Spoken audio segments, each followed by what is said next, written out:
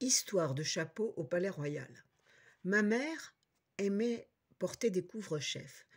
Elle disait que c'était, par exemple, sur la plage, quand on était enfant, elle, craignait beaucoup le soleil et quand, il faisait trop chaud, elle attrapait n'importe quoi pour se protéger d'une insolation et c'était souvent un petit maillot d'enfant qu'elle se mettait sur la tête. Alors vous imaginez comme, on avait un peu honte, surtout mon frère Loulou qui refusait de sortir avec elle quand il la trouvait trop mal habillée.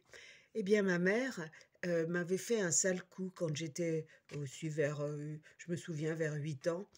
J'allais à la messe tous les dimanches parce qu'il fallait faire signer sa carte de messe et avant, qu'on nous envoie à la messe, parce que mes parents n'y allaient pas, mais les enfants étaient obligés d'y aller, j'allais cacher un petit chapeau qu'elle m'avait fait faire en haut d'une armoire, caché derrière des foulards, des choses comme ça. J'allais cacher mon chapeau et 10 minutes avant de partir, à tous les dimanches, ma mère montait sur une chaise et allait chercher mon chapeau parce qu'elle savait que je le mettais toujours à la même place.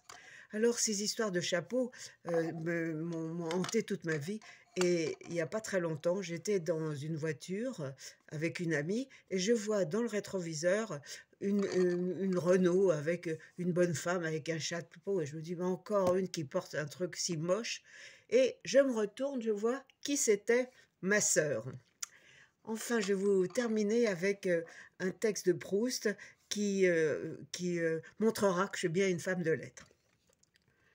J'aurais ainsi obtenu un effet de démodé, à aussi bon compte et de la même façon que cet acteur du Palais Royal à qui on demandait où il pouvait trouver ces surprenants chapeaux et qui répondait: «Je ne trouve pas mes chapeaux, je les garde».